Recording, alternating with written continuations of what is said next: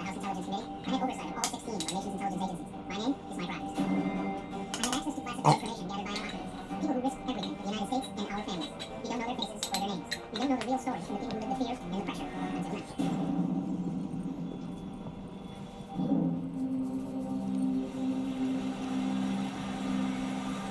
9/11 was a wake-up call to the United States that we're vulnerable to terrorist attacks. It was also a wake-up call that our law enforcement and intelligence community had to work together in the future. Pre-9/11, what we didn't have is the connective tissue of information between law enforcement and intelligence community assets. And the consequence is you're not seeing what's going on inside the country, and it's not easy to connect that to outside the country. And that was noted in the 9/11 Commission report. There's been a lot of lessons learned after 9/11. A lot better sharing of information and intelligence, communication lines being more open, walls coming down. We're going to do whatever we can to stop terrorism. That is our goal. The metadata program and the 702 program were enacted to protect this country from the attacks that we saw in 9/11. Today I'm pleased to sign landmark legislation that is vital to the security of the people. The bill will allow intelligence professionals to quickly and effectively monitor the communications of terrorists abroad while respecting the liberties of Americans here at home. So 702 authorizes the NSA to go after certain forms of communication, in this case terrorist communications, that are coming from outside the country to inside the country. And the metadata collection program is information about information. And what that is in this case is it's the phone number, the to number and the phone number, the date, time, of the call, and the duration of the call. That's all that's in the metadata database. There's no conversations. There's nothing about your communication or mine. Once a number is confirmed to be associated with a known terrorist group, NSA is authorized to look in that database to see who is that individual communicating with inside the U.S. People assume the metadata program has the content of phone calls. It doesn't. Because they don't understand. It's sensationalized and inflamed, not informed.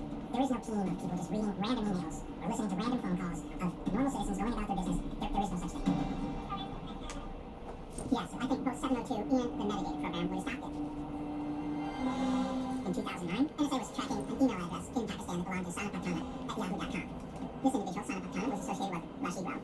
Rashid Rauf was a known Al-Qaeda operative. He was one of the conspirators in the attack on the aircraft coming out of Great Britain in 2006. So, Rashid Rauf and this Sana Pakhtana is communicating, and then on 6 September 2009, NSA intercepted a message from Sana Pakhtana communicating with someone inside the United States. Under the 702 certification process, we were authorized to get the content of that email. And when we read it, it had code words that are indicative of a terrorist act, and it had a phone number. What it didn't say is who is the guy inside the United States, where does he live, and what's he up to. So we would take that and say, this is important. So we gave that email to the FBI. The first email that came across was from that address to a Yahoo account, njbzaz@yahoo.com. And then there were 3 emails from njbzaz@yahoo.com saying, please get in touch with me right away. I need the formula. The marriage is ready for formal enrollment. The term marriage is a term that we all know and understand to be an attack. The other problem is that these emails are occurring just days before the anniversary of 9/11. Everybody was concerned that we had a major problem on our hands. The FBI takes that email, creates a national security letter, goes out to the internet service provider to find out who is this person, what's his name, gets information back that says this is Najibul Azazi, and the phone number is Najibul Azazi. And we were able to identify an address to the carrier to an apartment in Aurora, Colorado. Once Zazi was identified through the emails, we were trying to scramble to figure out everything that we could possibly find out about Najibul Azazi. We had our Joint Terrorism Task Force working together as a team. The Joint Terrorism Task Force involves agencies from the area, state, federal, local law enforcement agencies working with one another. And so almost immediately we were able to set up 24/7 surveillance on that apartment. On September 9th at about 6 a.m., Najibul Azazi leaves the apartment. He goes over to a car rental company and rents a vehicle. It was a red Chevy Impala, and we see him getting into the car and driving in an eastbound direction out of the city of Denver.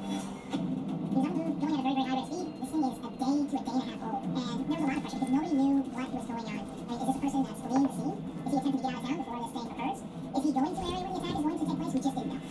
So we utilized our partnership with Colorado State Patrol, so they had a trooper pull him over to the speed. And the trooper goes up, looks in the car, talks to him. The trooper was asking him questions about where are you going, where are you headed, and Najibul just basically indicates, I'm on my way to New York City. I own a coffee cart business. There's a problem with the individual who's running it, and I need to get there to figure it out and to make it right. At that point, he's allowed to leave because what do we have under which to arrest him on? There was nothing. So you're at a point where you have to allow things to play out so that you can figure out exactly what's going on. But a car moving at high rate of speed toward New York City near the anniversary of the 9/11